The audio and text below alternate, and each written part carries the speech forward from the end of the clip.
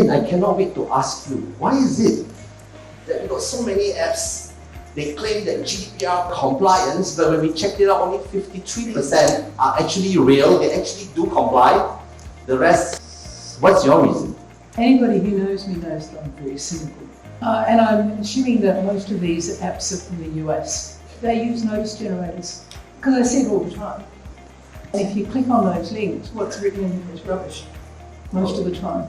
Oh dear. There's a few notice generators in the US that I see quite often, and the quality is quite bad.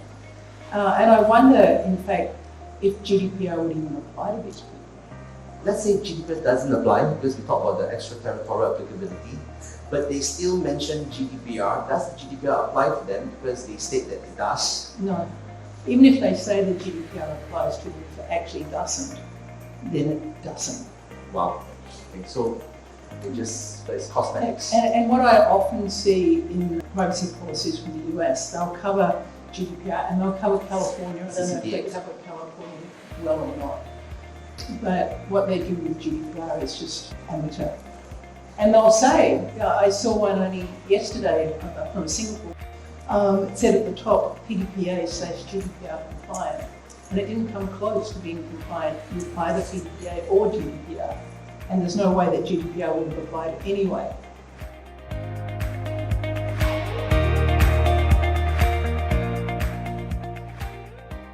Sarah, got a question for you. What advice do you have for these companies, especially those where we saw the no collection contradict with what actually the apps do? How can they help themselves or even create trusted apps?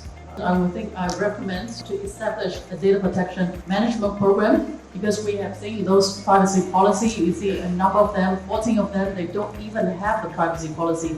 So you see lacking of the transparency is apparently an issue, and some of the chatbots, they're collecting personal data excessively, and you see there's a tendency, they don't even know what they're actually doing, right? The basic framework is lacking, and we heard from Mr. Cameron in the morning that AI can be a very powerful differentiator if you're doing it right.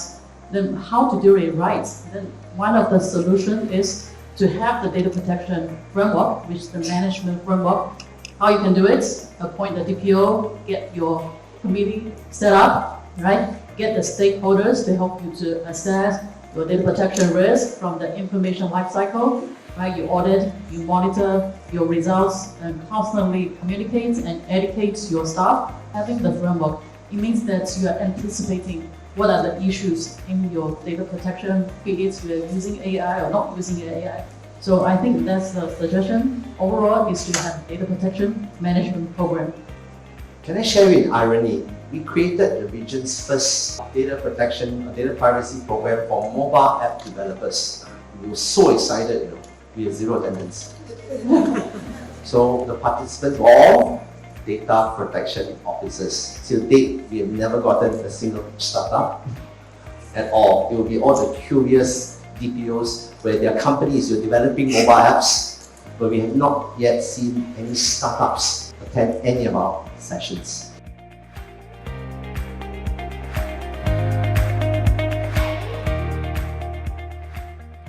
If you need to use the app, there are several steps, precautions that you can do, right? As we said, that some of the organizations, they don't even have the privacy policy, it's already suspicious enough, right? Then you don't want to trust them. And another precaution is you look at the developer. As we said, that what they declare is not what they're actually doing. Look at the permissions of your form. Look at what actually they're processing about your personal data. I think that is one of the precautions as we are still using the AI, so we want to protect ourselves as well. The irony here, actually ChatGPT is probably safer than any of this application. Why? Because all the regulatory attention is on them. When you look at all the enforcement trends, you will see the enforcement trends are all targeted against the tech giants, because that sets the precedence, right? So like, think about WhatsApp, the only one doing it. Your Shopee, you can check, all of them are doing it. But they're going after the big guys first. So the point here is that you need to go with apps that you can trust.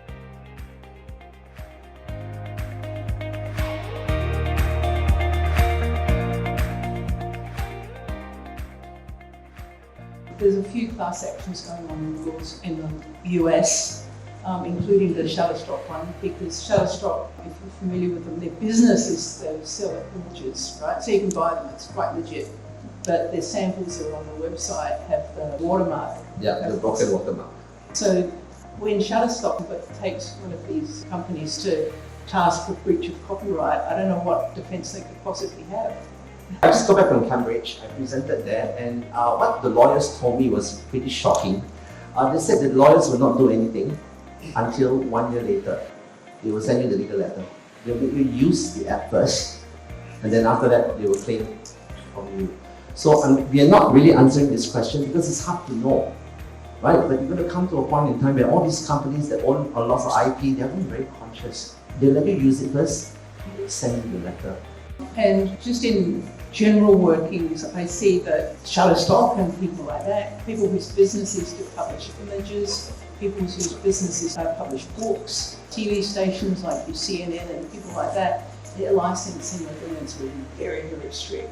So they'll be sitting back to the extent they're not already in the class actions. They'll be sitting back and waiting until some evidence accrues so that they can make the most of their action.